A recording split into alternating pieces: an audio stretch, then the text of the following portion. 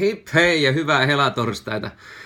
Helatorstai sanoma on siinä, että Jeesus on noussut ylös kuolleista, eikä pelkästään ylös kuolleista, vaan hän nousi taivaaseen, taivaalliseen asemaan, taivaaseen valtaistuimelle, itse Jumalan tekemään kaikkein pyhimpään. Ei tänne maan päälle, vaan itse taivaaseen, ilmestyäkseen meidän edestämme. Hebrealaiskirja 9:24 sanoo näin, että Kristus ei mennyt käsillä tehtyyn kaikkein pyhimpään, joka on vain sen oikean kuva, vaan itse taivaaseen nyt ilmestyäkseen Jumalan kasvojen eteen meidän hyväksemme. Myös Hebrealaiskirjan 8:1 sanoo näin, pääkohta siinä, mistä me puhumme, on tämä. Meillä on sellainen ylimmäinen pappi, joka istuu majesteetin valtaistuimen oikealla puolella taivaissa, tehdäkseen pappispalvelusta kaikkein pyhimmässä, siinä oikeassa majassa, jonka on rakentanut Herra eikä ihminen.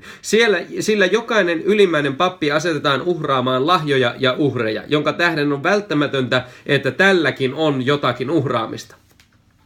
Jeesus, hän on itse uhrien uhri. Hänellä on uhraamista. Hän meni oman verensä kautta kaikkein pyhimpään. Ja ystävät, hän vei verensä sinne Jumalan valtaistuimen eteen kaikkein pyhimpään. Ja se on sovituksena, se on lunastuksena meille siellä. Meillä on täydellinen edustaja taivaassa. Jeesus, joka on synnitön, istuu siellä ja on kuvana ihminen Kristus Jeesus. Hän on kuvana siellä Jumalalle, että kaikki, jotka lähestyvät Jumalaa Jeesuksen nimessä, niin hän katsoo Jeesukseen, täydelliseen uhriin, täydelliseen sovittajaan. Sen takia hän armosta, kun me osataan ottaa vastaan armosta, niin hän siunaa meitä sen mukaan, miten täydellinen Jeesus on.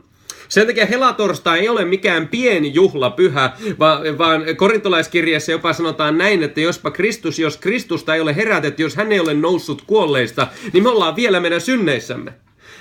Ja liittoa ei verettä vihitä, niin kuin vanhassa liitossa jo sanotaan, ei saada aikaiseksi ilman verenvuodatusta liittoa. Jeesus hänen verensä vuodatettiin Golgatan keskimmäisellä ristillä, ja sitten hän vei verensä sinne kaikkein pyhimpään, ihan niin kuin Mooses vei silloin ilmestysmajan aikana veren sinne ja pirskotti sillä lain taulut ja pirskotti lopulta kansat ja kaikki esineet, mitä oli kaikkein pyhimmässä, niin Jeesus meni taivaaseen oman verensä kautta ja sai aikaiseksi iankaikkisen lunastuksen, jonka osallisia me ollaan armosta. Kiitos Jumalalle, hän on täydellinen edustaja Jumalan tykönä. Nyt rukoillaan, että hänen täyteytensä tänä päivänä saa osallistua ja tulla osaksi meidän elämäämme Jeesuksen nimessä. Kiitos Herra, että väkevästi siunaat solua. Annat jokaisen kokea sinun voimasi tänään Jeesuksen nimessä. Kiitos, että kosketat.